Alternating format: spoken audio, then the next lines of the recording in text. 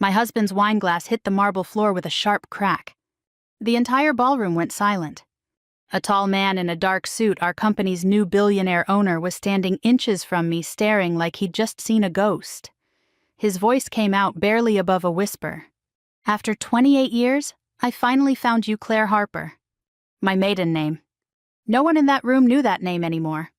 Certainly not the hundreds of executives, investors, and social climbers gathered under the glittering chandeliers of the Hilton Columbus downtown ballroom.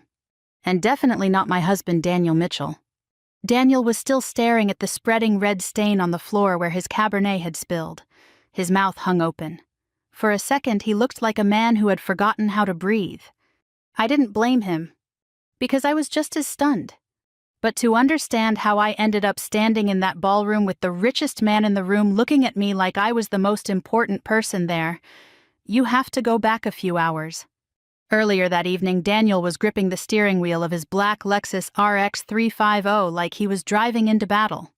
Fleetwood Mac played softly through the speakers, the same classic rock station he always listened to. The sky over Columbus had already turned dark, and the streets were slick from a light autumn rain. Daniel checked himself in the rearview mirror for the third time in 5 minutes, adjusting his tie. "Just remember what I said," he muttered. I sat beside him quietly, smoothing the skirt of the navy dress I'd worn to 3 different weddings over the last 5 years. "What exactly did you say?" I asked. He sighed the way he always did when he thought I was being difficult. "Claire, please, tonight matters." I turned my head toward the window. The city lights blurred past in yellow streaks. "I know it matters," I said. "No," he replied quickly, "you don't." He glanced at me. "Just smile. Don't start conversations, don't tell long stories, and for God's sake don't bring up the hospital stuff." The hospital stuff. That's how he referred to the 15 years I spent working as an emergency room nurse. I nodded once. "I'll behave," I said. Daniel relaxed a little. "This is a big night for the company," he continued. "The new owner is worth billions. Tech guy, built some logistics empire, bought our whole operation last month." "I remember," I said. "You don't understand how important it is to make a good impression." "I won't embarrass you." He didn't answer right away. Then he said quietly, almost under his breath, "Just don't talk too much." That line landed harder than he probably meant it to. Because it wasn't the first time I'd heard it. Not even close. 25 years of marriage teaches you which comments are casual and which ones come from somewhere deeper. I stared out the window again and watched the rain streak down the glass. The Hilton came into view a few minutes later, bright and polished against the dark street. Daniel pulled into the valet line. The doorman opened my door and the cool October air hit my face. Inside the lobby, everything smelled faintly of lilies and expensive perfume. The ballroom doors were already open. Music floated out, soft jazz played by a live trio near the stage. Hundreds of people were inside. Men in tailored suits, women in sleek dresses and sparkling jewelry. The kind of event where everyone pretends they're relaxed while quietly measuring everyone else's success. Daniel immediately shifted into what I call his corporate voice. Louder, sharper, confident. He shook hands, clapped backs, laughed a little too hard at jokes. I followed beside him, smiling politely. At one point, he introduced me to a co-worker. "Greg, this is my wife Claire," he said. Greg nodded. "Nice to meet you," Daniel added almost casually. "She used to be a nurse." "Used to?" Like it was something small I'd tried years ago and then quit. I just smiled. We found our assigned table near the middle of the ballroom. Crystal glasses, white linens, little name cards. Daniel immediately leaned toward me. "Remember," he whispered, "the owner will probably make rounds. Just keep it simple if he talks to us." I nodded again. Around us, the room buzzed with conversation. Wine glasses clinked. Waiters carried trays of steak and roasted vegetables. The air smelled like garlic butter and money. Then suddenly the music softened, and the room began to shift. People were turning toward the entrance. "The owner's here," someone murmured. A tall man walked into the ballroom, surrounded by a few executives. Late 40s maybe, calm posture, dark suit without a tie. He didn't look flashy, but everyone watched him like gravity had changed. "Ethan Caldwell," Daniel whispered. I had seen his picture once in a company newsletter. Tech billionaire. Built a logistics platform that revolutionized supply chains. Recently bought Daniel's company outright. Executives immediately began lining up to greet him. Daniel straightened his jacket. "Okay," he said quietly, "just stay here." He stepped forward slightly, positioning himself near the aisle where Ethan would likely walk. I stayed at the table, watching. Ethan shook a few hands politely. Then something strange happened. He looked past the executives, past the managers, past Daniel.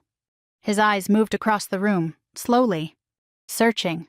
Then they landed on me, and he stopped walking. For a moment, he didn't move at all. The conversation around us softened as he stepped away from the group. He walked straight through the tables, toward me. I remember thinking he must be heading somewhere else.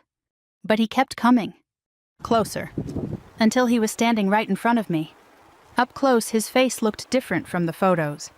Older, sharper, but his eyes carried something else. Recognition. He leaned forward slightly, and spoke softly enough that only I could hear. "After 28 years, I finally found you." Then he said the name I hadn't heard in decades. "Claire Harper." Behind me, something shattered. Daniel's wine glass hit the floor. The sound echoed through the ballroom. And when I turned around, my husband looked like his entire world had just tilted sideways. Because the richest man in the room wasn't looking at him. He was looking at me. And in that moment, I had no idea why. But I was about to find out. Ethan Caldwell didn't look away from me. Not even when several executives hurried over, clearly confused about why the owner of their newly purchased company had stopped in the middle of the ballroom. Daniel stepped closer to the table, still pale. He glanced between me and Ethan like he was trying to solve a math problem that suddenly had too many numbers. "Mr. Caldwell," Daniel said quickly, forcing a smile. "Good evening. I'm Daniel Mitchell, Operations Manager." Ethan nodded politely, but his attention stayed on me. "You used to work at Austin Medical Center," he said quietly. It wasn't a question. My throat tightened. "Yes," I said. He exhaled slowly like a man who had finally finished a very long search. I knew it. The room around us kept moving. Conversation started again, music resumed, but inside that small circle around our table, everything felt strangely still. Daniel tried again. "So, you two know each other?" Ethan finally turned toward him. "We met a long time ago." Daniel laughed lightly the way people do when they're nervous. "Well, small world," he said. Ethan's expression didn't change. "Yes," he replied, "very small." He looked back at me. "You were working the night shift," he continued. "Emergency room, summer of 1995. The words pulled something loose in my memory. Austin. Heat, long hospital nights, fluorescent lights that never seemed to turn off, and one particular night that had started like any other. "I remember," I said slowly. Ethan smiled faintly. "Good," he said, "because I've spent almost 3 decades hoping I'd find you again." Daniel shifted beside me. "Wait," he said, "you're telling me you two met in a hospital?" Ethan nodded. "That's right." He pulled out a chair and sat down at our table without asking something no one else in that ballroom would have dared to do. And suddenly 28 years disappeared. Austin, Texas. I was 23 years old and working night shifts at Austin Medical Center while finishing nursing school. The hospital always smelled the same after midnight. Antiseptic. Coffee that had been sitting on a burner too long. The faint metallic scent of blood that never fully left the emergency room. It had been raining that night. Hard. The kind of Texas storm that floods the streets in minutes. Around 12:40 a.m., the ambulance doors burst open. 2 paramedics rushed in pushing a stretcher. Male mid-20s, one of them called out. Car accident, internal bleeding, possible spleen rupture. The man on the stretcher was barely conscious. Blood covered his shirt. I remember the way his hand twitched as they rolled him inside. The ER doctor took one quick look at the chart. "No insurance?" he asked. The paramedic shook his head. The doctor sighed. "Stabilize him and prepare a transfer." Transfers happened more than people realize. Hospitals moved uninsured patients to public facilities when surgeries got expensive. But something about the way that young man looked at me stopped me cold. Fear. Pure, quiet fear. I leaned closer to the doctor. "His blood pressure's dropping," I said. "He may not survive a transfer." The doctor hesitated. "Claire. Just run the scan," I insisted. "If his spleen's ruptured, he needs surgery now." The doctor studied me for a second, then nodded. Fine, let's confirm. The scan took 10 minutes. It confirmed everything. Ruptured spleen. Severe internal bleeding. Emergency surgery. The operating room team rushed him upstairs. Most nurses would have gone home when their shift ended. Mine ended at 2 in the morning. But I stayed. I sat in the waiting area while the surgeons worked. 3 hours later, the doctor came out. "He'll make it," he said. Relief washed over me. The young man woke up later that morning. Weak. Confused. I was checking his IV when his eyes opened. "You stayed," he whispered. I shrugged. "Someone should." He tried to laugh but winced instead. "Do I owe you money?" he asked. "No," I said. "You saved my life." "You saved it," I replied. "I just did my job." He asked my name. "Claire," I told him. "Claire Harper," he repeated slowly like he wanted to remember it. 2 days later, he was transferred to another hospital for recovery. We never saw each other again. Or at least, that's what I thought. Back in the Hilton ballroom, Ethan leaned back in his chair. "I looked for you," he said. "For years." Daniel blinked. "You looked for my wife." Ethan nodded. Hospital records from the 90s weren't exactly digital. The trail disappeared. "So what changed?" I asked quietly. Ethan's expression shifted slightly. "When I bought your husband's company," he said.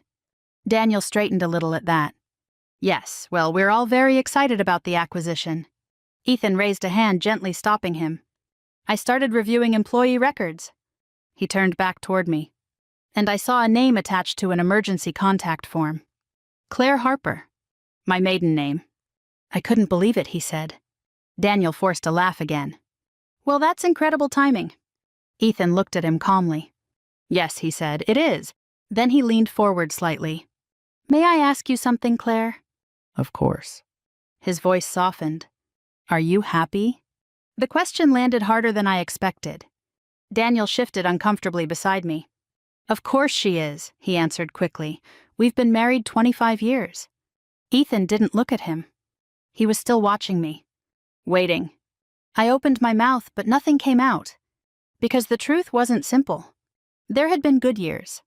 Family dinners. Road trips. Quiet Sundays. But somewhere along the way, something had changed.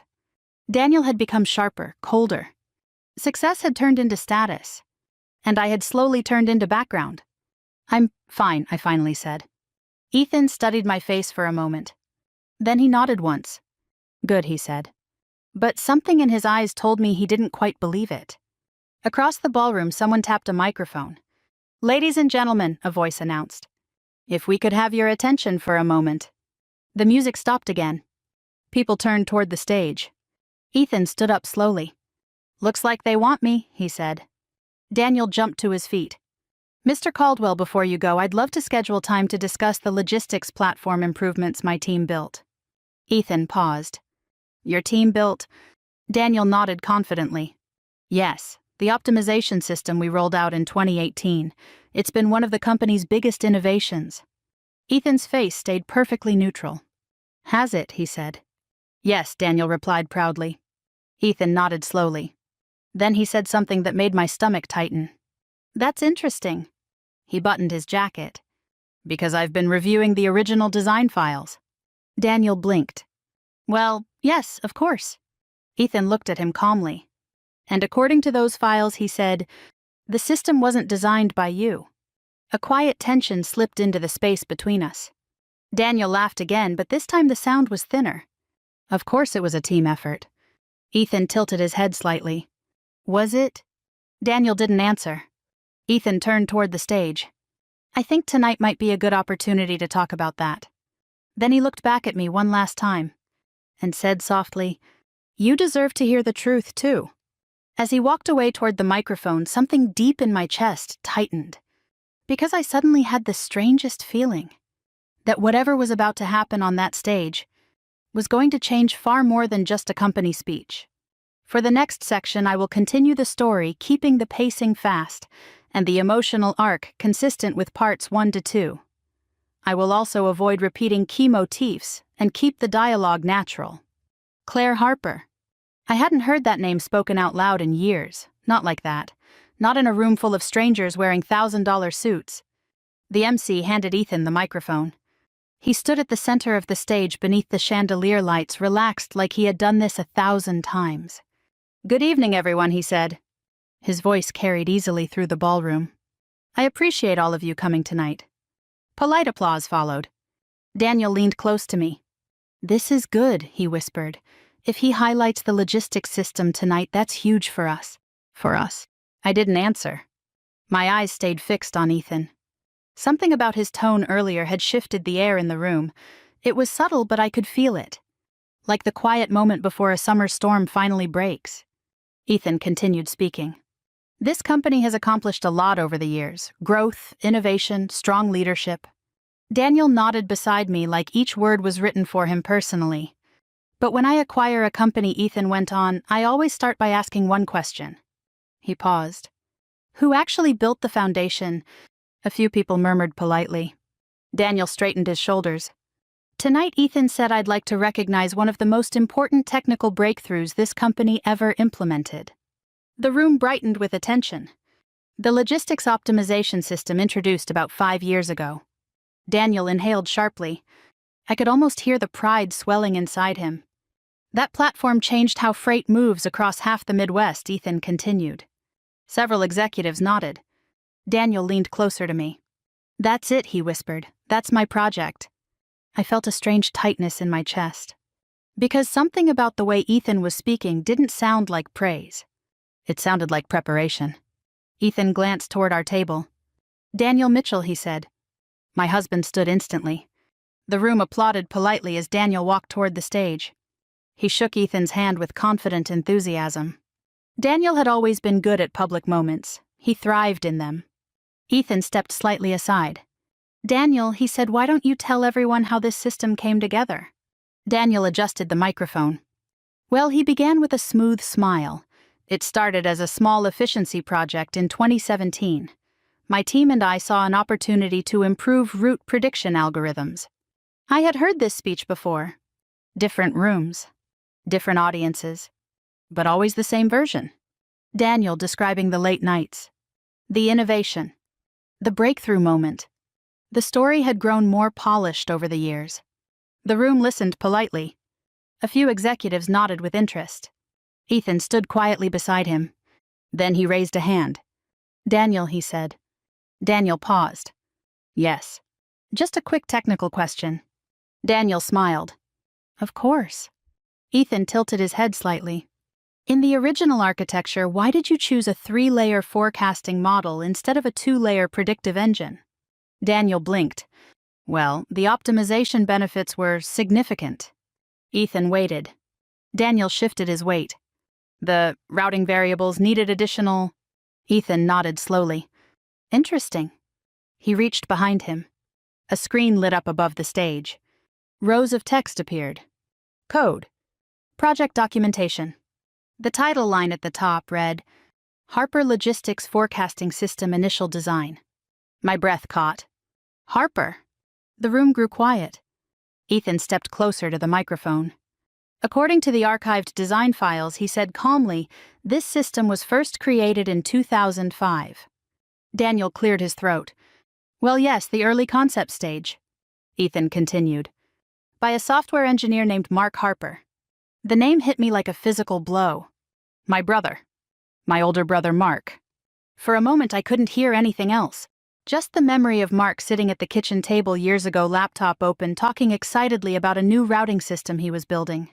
"I think this could change freight logistics," he had told me once. I blinked hard, trying to focus on the stage. Daniel was staring at the screen. "That was a preliminary prototype," he said quickly. Ethan didn't raise his voice. Then why, he asked calmly, "Do all of the core algorithms in the final system match Mark Harper's original source code?" A ripple of whispers moved through the ballroom. Daniel's smile tightened. "It was a collaborative effort." Ethan clicked a small remote. Another document appeared. An email. Dated May 14, 2005. From Mark Harper. To Daniel Mitchell. Subject: Final Architecture. Ethan read aloud. "Dan, here's the completed forecasting structure. I think this version finally works. Let's roll it out together once management approves." The room was very quiet now. Daniel's face had gone pale. That email doesn't show the full story, he said. Ethan looked at him evenly. Doesn't it? He clicked again. Another line of text appeared, this time from inside the code itself. A comment Mark had left at the top of one of the algorithm files. It read, "Built with encouragement from my sister Claire. She always told me to build things that help people." My chest tightened. I hadn't known Mark left that message. Ethan lowered the remote. "Daniel," he said calmly, "would you like to explain why your name replaced Mark Harper's on the final release documents 3 years later?" Daniel opened his mouth. Closed it. The silence stretched. Someone near the back of the room whispered something. Another executive pulled out a phone. Daniel's voice finally came out thin. "This is being misrepresented." Ethan nodded slightly. "Yes," he said. "It was." He turned toward the audience. "The man who built this system passed away in 2018. My throat tightened. His name, Ethan continued, was Mark Harper. Every pair of eyes in the ballroom slowly turned toward me. Daniel followed their gaze. And in that moment, I watched the realization hit him. Because everyone could now see the connection. Claire Harper. Mark Harper. My husband's career had been built on my brother's work. Ethan spoke again. "Daniel Mitchell," he said calmly. "You're terminated effective immediately." The words landed like a hammer. Gasps broke across the room. 2 security staff stepped toward the stage. Daniel looked around wildly. "This is ridiculous," he said. "You can't just—" Ethan met his eyes. "I just did." Security gently touched Daniel's arm. For the first time in 25 years of marriage, my husband looked completely powerless. And strangely, I felt nothing. No anger. No triumph. Just a quiet sense that something long overdue had finally happened. Ethan turned back toward the audience. "One more thing," he said. He looked directly at me. "The reason I found this truth tonight is because of the woman sitting in this room." The ballroom followed his gaze again. Toward my table. Toward me. I suddenly realized I was about to become the center of attention in a room full of strangers. And for once, I wasn't afraid of it. Ethan Caldwell stood quietly at the microphone for a moment while the room tried to process what had just happened. Daniel was still on the edge of the stage, arguing in a low voice with the 2 security men who had approached him. I could hear fragments of his protest. "This is a misunderstanding. You can't fire someone like this. I've worked here for 20 years. But no one in the audience was looking at him anymore. They were looking at the screen. At Mark's name. At me. Ethan let the silence stretch just long enough for the truth to settle in. Then he spoke again. "The system that transformed this company's logistics network wasn't created by the man who just took credit for it," he said. "It was created by an engineer named Mark Harper." My brother's name echoed through the ballroom. I swallowed hard. For years, Mark had been gone. Cancer took him slowly in the spring of 2018. Even at the end, he kept working on that program. Said he believed it could help companies move freight more efficiently, reduce wasted fuel, cut down on empty trucks crossing the country. Typical Mark, always thinking about how things could be better. I never knew the final version of his work carried someone else's name. Ethan continued. "Mark Harper passed away 6 years ago, but the platform he designed still runs half this company's operations." A murmur rolled across the room. He turned slightly and gestured toward my table. "And his sister," he said, "is sitting right there." For a second I thought about disappearing under the tablecloth. Instead, I slowly stood. A few people nearby gasped quietly as the connection became obvious. Daniel saw it too. His expression shifted from anger to something closer to fear. Ethan spoke again, this time looking directly at me. "Claire Harper," he said. The sound of my maiden name filled the room again. "You may not know this, but your brother's work changed this company, and tonight it deserves to be recognized properly." The ballroom remained silent. Then Ethan added something that surprised me. "There's another reason I wanted to recognize Mark's legacy tonight." He paused. "Because the person who inspired him to build that system once saved my life." Several people turned toward me again. I felt heat rise in my face. Ethan gave a small nod. 28 years ago, a young ER nurse in Austin refused to send an uninsured patient away when every rule said she should. A few executives exchanged glances. That nurse stayed after her shift ended. She convinced a surgeon to operate. She made sure that patient survived the night. He looked at me gently. That nurse was Claire Harper. For a moment, the entire ballroom was completely still. Then someone near the back started clapping. One pair of hands. Then another. Within seconds, the sound spread across the room. Applause filled the space. I stood there stunned while the noise rolled through the crowd like a wave. Not the polite applause executives usually give speeches. Real applause. The kind people give when something feels genuine. Across the stage, Daniel's shoulders sagged. Security finally guided him away from the microphone. He didn't look at me as they led him toward the exit. The doors closed behind him. The applause slowly faded. Ethan raised a hand. "Thank you," he said. The room settled again. "Tonight we correct a mistake." He turned back toward the screen. From this point forward, the platform previously known as the Mitchell Optimization System will officially be renamed the Harper Logistics Platform. A ripple of approval moved through the audience. Ethan continued. And beginning next year, the company will establish the Mark Harper Technology Scholarship. It will support engineering and nursing students across Ohio. That last part caught me off guard. Nursing. My throat tightened again. Ethan stepped away from the microphone. The speech portion of the evening ended soon after. Music resumed. Waiters returned with trays of drinks. Conversations slowly restarted. But the atmosphere had changed. People kept approaching my table. Some offered quiet congratulations. Others asked about Mark. One older executive shook my hand and said, "Your brother must have been one hell of an engineer." I smiled softly. He was. Eventually, the crowd thinned a little. Ethan walked back over and sat down across from me. For the first time since he arrived, the tension in his posture relaxed. "You handled that well," he said. "I'm not sure I did anything," I replied. "You stood up." "That seemed like the least I could do." He smiled. "I'm glad I finally found you." I studied him for a moment. "Why keep looking?" I asked. "It was one night in a hospital." Ethan shook his head. "It wasn't just one night."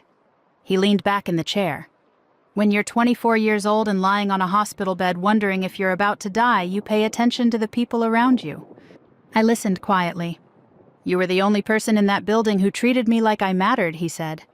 "Most people were just doing their job." "So was I." He shook his head again. "No, you went beyond it." He glanced around the ballroom. "That kind of thing sticks with a person." For a moment, neither of us spoke.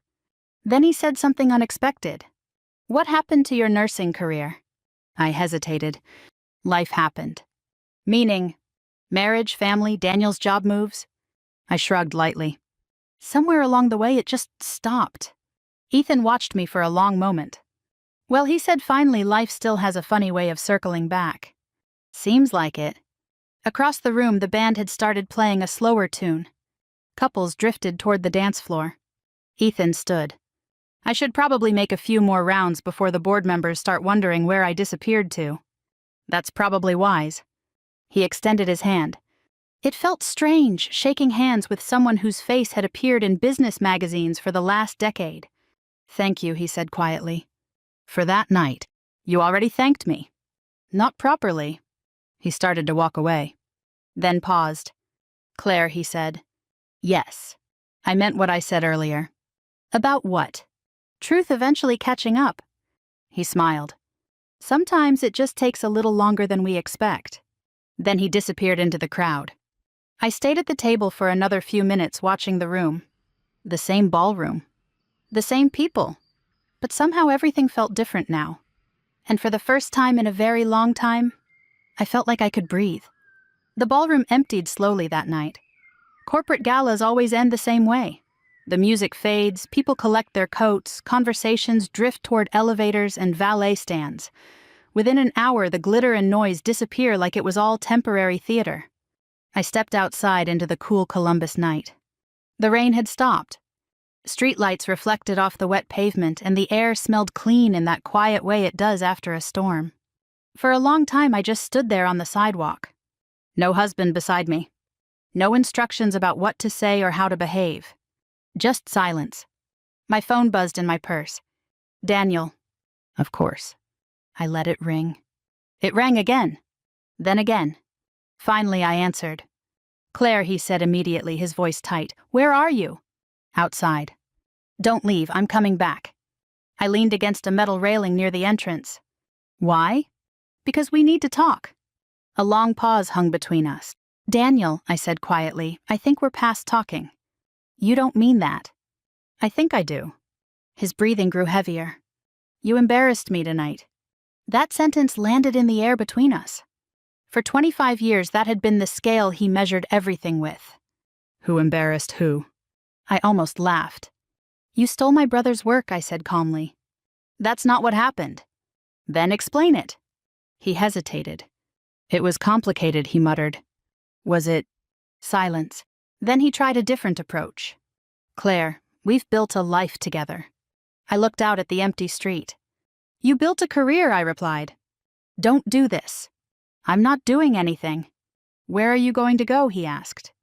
The question sounded less like concern and more like calculation. I thought about it. Then I answered honestly. "I don't know yet." He scoffed. "You're being emotional." "No," I said. "For the first time in years, I'm not." Another long silence passed. Finally, he spoke again. "You'll regret this." I ended the call. The valet pulled my coat from the rack and handed it to me. "Good night, ma'am." "Good night." I walked 2 blocks before realizing I didn't actually know where I was headed. Then I remembered something. Austin had been the beginning. But Columbus had always been Mark's city. And suddenly I knew exactly where to go. The cemetery was quiet the next morning. Gray sky, cold wind, fallen leaves scattered across the grass. Mark's headstone sat beneath a tall oak tree near the edge of the grounds. I hadn't visited in a while. Life had a way of filling the calendar with smaller things until the important ones got pushed aside. I stood there for a few minutes before speaking. "Well," I said softly, "we finally fixed it." The wind moved through the branches above me. I smiled faintly. "You'd probably laugh about the whole thing." Mark always had that kind of humor. He once told me the best revenge in life was simple. "Let the truth do the work." "I wish you'd been there last night," I said. You would have enjoyed the look on Daniel's face. For the first time since the gala, a quiet sense of peace settled over me. The story that had been buried for years had finally surfaced. And somehow that felt right. The divorce process started 2 weeks later. Daniel fought it at first. Then he realized there wasn't much left to argue about. His position at the company was gone. Several other firms in the industry quickly decided they weren't interested in hiring someone connected to that kind of scandal. The house sold within 3 months. We divided what remained. 25 years of marriage reduced to paperwork and signatures. Strangely, the hardest part wasn't ending it. The hardest part was realizing how long I had been waiting for the courage to do it. One afternoon in early spring, I walked into a hospital again. Riverside Methodist, just north of downtown Columbus. The lobby smelled exactly the way hospitals always do. Clean, sharp, familiar. The volunteer desk receptionist smiled. "Can I help you?" "Yes," I said. "I'm here to speak with HR. About a position. About coming back." A few weeks later, I found myself standing in an ER hallway again. Monitors beeped. Nurses moved quickly between rooms. A doctor called for lab results down the corridor. It felt like stepping back into a rhythm my body still remembered. I was older now. Slower in some ways. But the work still made sense. And for the first time in decades, I felt like I was exactly where I belonged. A few months later, I met Ethan again. Not at a ballroom. Not at a company event. Just a quiet coffee shop in German Village. He arrived in a plain jacket and jeans. No entourage. No board members. Just a guy who once survived a bad night in a Texas emergency room. We talked about ordinary things. Hospitals. Travel. His daughter starting college. Eventually, he asked, "How's the job?" I smiled. "Busy." "That's good." "It is." He took a sip of coffee. "I'm glad you went back." "So am I." For a moment, we just sat there watching people pass outside the window. Then he said something that stuck with me. "You know," he said, "most people assume success changes your life." I waited. But sometimes, he continued, it just gives you the chance to return to who you were before everything got complicated. I thought about that for a second, then nodded. That sounds about right. We finished our coffee. No dramatic promises, no sudden romance. Just a quiet understanding between two people whose lives had crossed once and somehow found their way back again. These days, my life is simpler. Night shifts. Coffee in the break room at 3 a.m. Long conversations with patients who can't sleep. Sometimes when the ER quiets down for a moment, I think about how strange life can be. One night in a hospital can echo across decades. A small decision can ripple outward in ways you never expect. And sometimes, the truth simply takes its time catching up. If there's one thing I've learned from all of this, it's that staying quiet for the sake of peace never really works. Eventually, the truth finds its voice. And when it does, it can give you your life back. If this story meant something to you, share it with someone who might need the reminder. And if you'd like to hear more stories like this one, you're always welcome to stay a while. Thank you for listening.